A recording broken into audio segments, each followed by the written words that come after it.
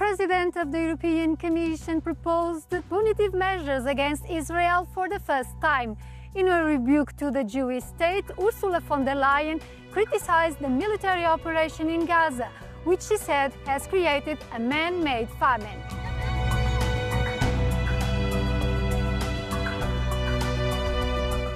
The European Commission proposed a package of sanctions against Israel is the topic of this episode of EU Decoded.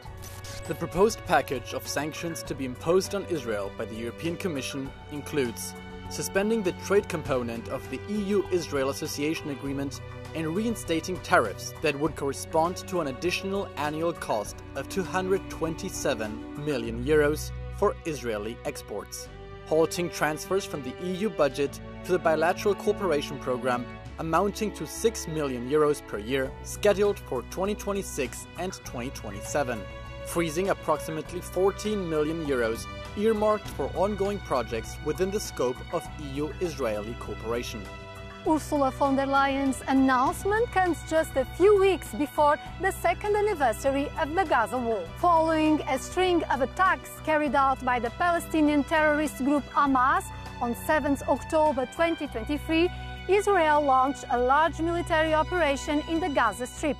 Let's hear what Europeans think of the Commission's proposal. De faire, prendre conscience, on va dire, un petit peu de la situation humanitaire un peu dramatique qui se déroule à Gaza, mais je ne pense pas que ce soit une mesure contre Israël ou contre les Israéliens en général. Je doute que ce soit suffisant comme mesure.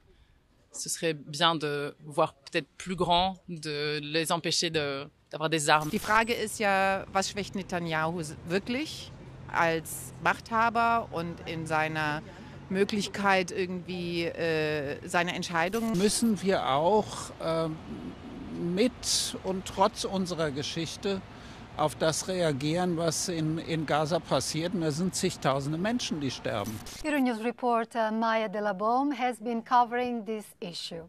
Hamas still holds around 50 of the 250 hostage it captured, and Israel's military operation in Gaza killed almost more than 64,000 people. What prompts Ursula von der Leyen's decision to make this announcement almost 2 years into the war? But I think there's a climax right now in terms of pressure. You have, the United Nations on one side saying that there is a famine in the Gaza Strip. There is, pressure from everybody, from NGOs, from countries. Everybody is telling Europe needs to act. And Europe is not acting. And there's one other factor I think is very important, is that Ursula von der Leyen is German. And it's very important because Germany has been so far blocking any possibility for the EU to really come up with sanctions against Israel. Indeed, in her announcement, Ursula von der Leyen acknowledged that it would be difficult to get everyone on board to approve these sanctions.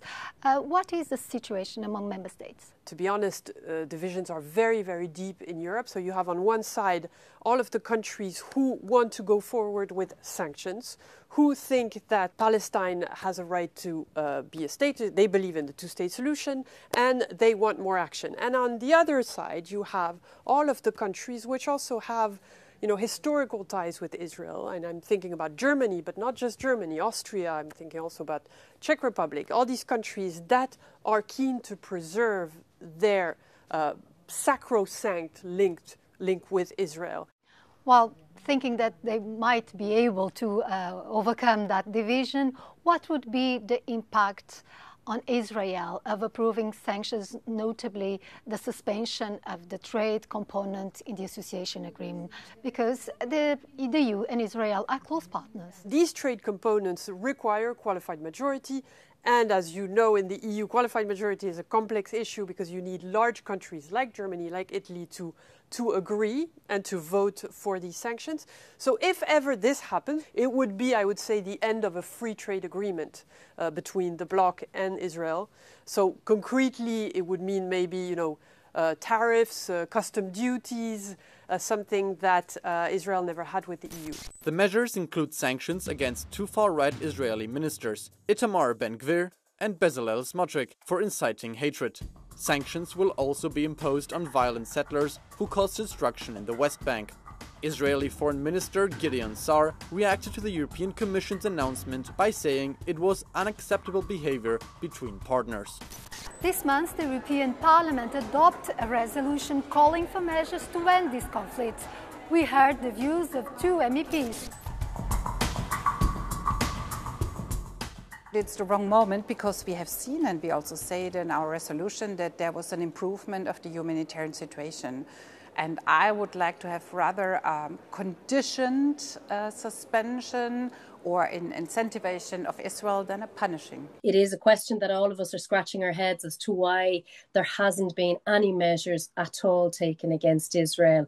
And I do believe that if we had had measures earlier, I think that that would have sent a very strong message and would have probably saved thousands of lives if the EU had have acted earlier.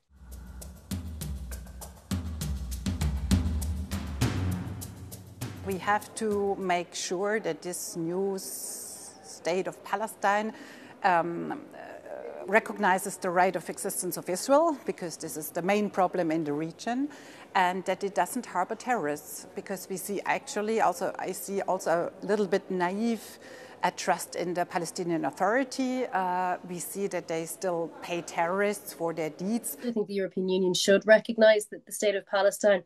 But for me, the key priority has to be to stop the killing. It has to be to get the aid in and the medicine into the people of Gaza, because we need a Palestine of Palestinians in order to have a state.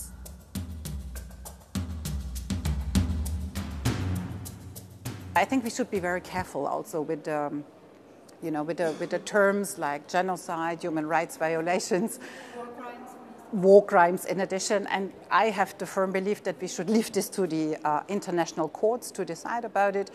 And we should concentrate, and I think there's a big agreement on that, to improve the humanitarian situation. It's so obvious that there's a double standard when it came to the treatment of Russia, and nobody objected. I agreed that sanctions needs to be taken. It's an illegal occupation. But to then not do anything whatsoever in relation to the actions of Israel has just, I think, really damaged the European Union among citizens living within the EU. The European Union has historically advocated for the two-state solution, with Palestine and Israel coexisting peacefully. Only 10 of the 27 EU member states have recognized Palestinian sovereignty. It remains to be seen whether Europe can act as the bloc to resolve the conflict.